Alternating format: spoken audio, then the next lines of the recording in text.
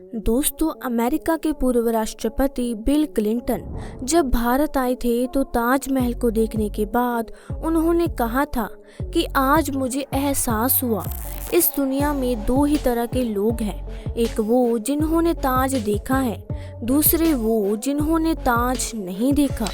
होगी इस दुनिया में एक से बढ़कर एक खूबसूरत इमारतें, लेकिन ताज जैसी कोई नहीं, क्योंकि इसकी बुनियाद में एक बादशाह ने अपना दिल रखा है। आज के इस वीडियो को आखिर तक जरूर देखना। आप ताजमहल के बारे में ऐसी बातें जानेंगे जो शायद ही आपने पहले कभी सुनी होंगी। हजारों टूरिस्ट जो ताजमहल देखने आते हैं, वे ये नहीं जानते कि जो उन्हें दिख रहा है वो ताजमहल का पिछला हिस्सा है। दरअसल जो शाही दरवाजा है वो नदी के किनारे दूसरी तरफ है। आज अधिकतर टूरिस्ट ताज को वैसा नहीं देख पाते जैसा कि शाहजहां चाहते थे। मुगल काल में ताज तक पहुंचने के लिए नदी ही एक मुख्य रास्ता थी। बादशाह और उनके शाही मेहमान नाव में बैठकर आते थे। नदी के किनारे एक चबूतरा हुआ करता था। नदी बढ़ती गई और वह बहुत पहले ही नष्ट हो गया।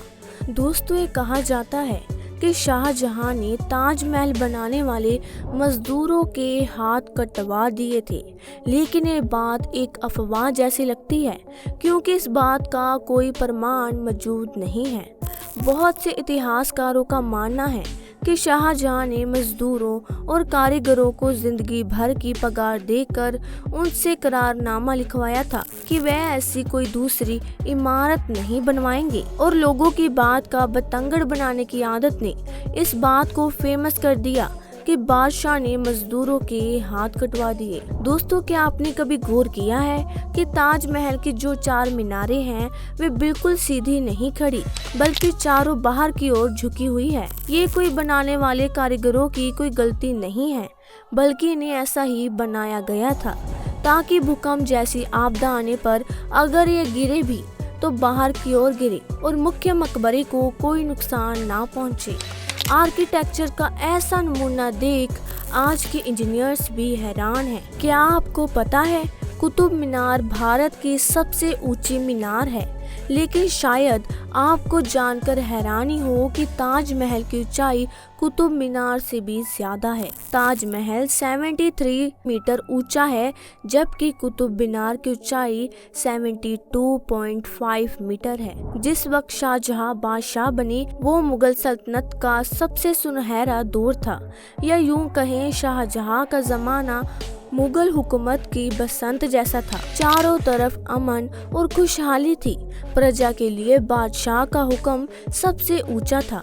शाहजहां की बादशाह में लड़ाइयां नहीं होती थी, वो जबरदस्त शान शौकत का दौर था। बादशाह को बड़ी बड़ी इमारतें बनवाने का शौक था।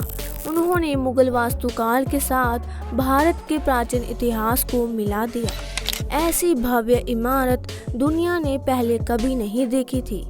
इसके लिए सफेद संगमरमर राजस्थान के मकराना से लाया गया। ताजमहल आज से करीब 400 साल पहले 1631 में बनना शुरू हुआ था और ये 22 साल बाद 1653 में पूरा हुआ। इसका निर्माण 20,000 कारीगरों और मजदूरों ने किया था। वास्तुकाल का इससे शानदार नमूना दुनिया में दूसरा कोई भी नहीं।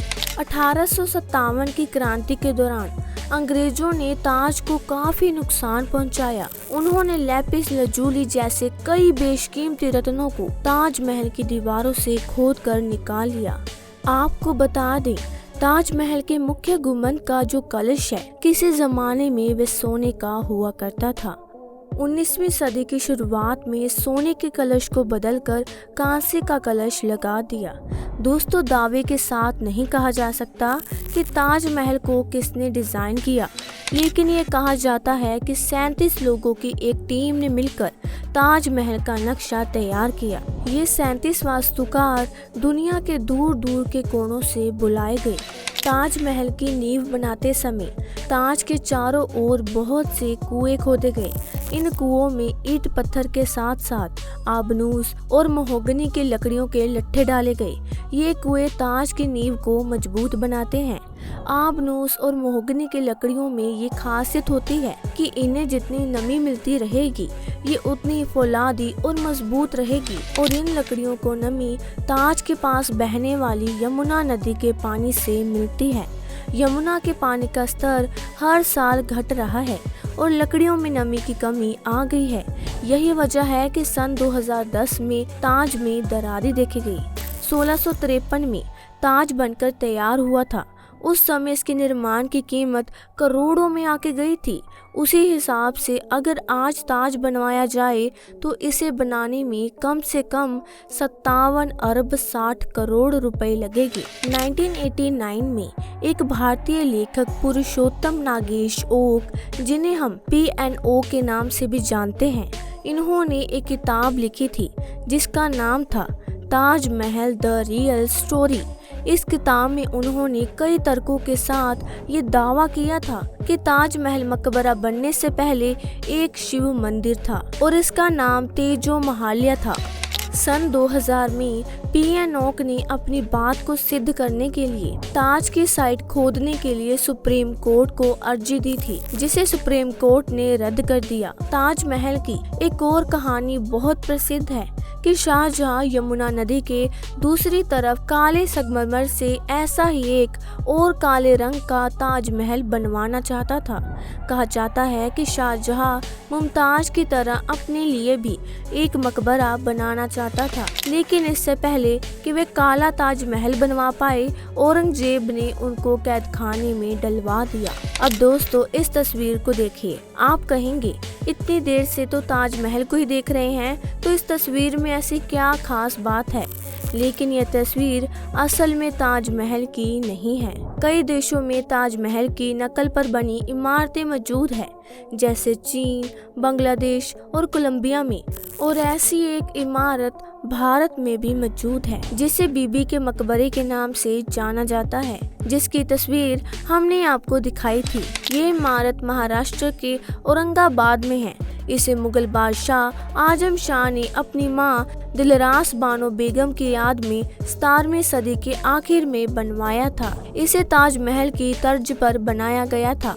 इस मकबरे का गुंबद ताजमहल के गुंबद से छोटा है और इसका सिर्फ गुंबद ही संगमरमर का है, बाकी निर्माण प्लास्टर से किया गया है। ताजमहल की सबसे ज्यादा लोकप्रियता इसके निर्माण से जुड़ी अद्भुत प्रेम कहानी की वजह से है। बादशाह शाहजहां ने अपनी बेगम मुमताज की याद में इस इमारत को बनवाया था।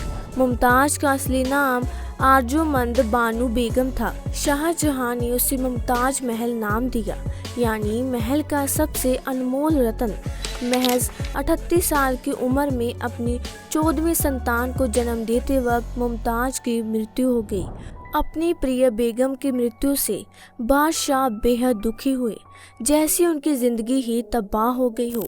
और आखिर उनकी याद में शाहजहां ने ताज को बनवाने का फरमान जारी किया।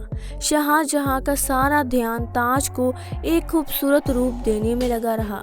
इसी बीच शाहजहां के बेटे औरंगजेब ने आगरा पर हमला करके अपने पिता को कैद कर लिया।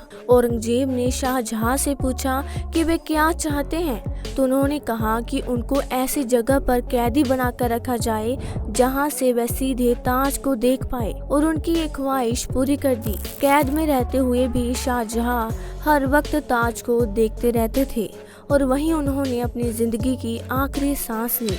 मृत्यु के बाद उन्हें मुमताज के साथ ही ताजमहल में दफनाया गया।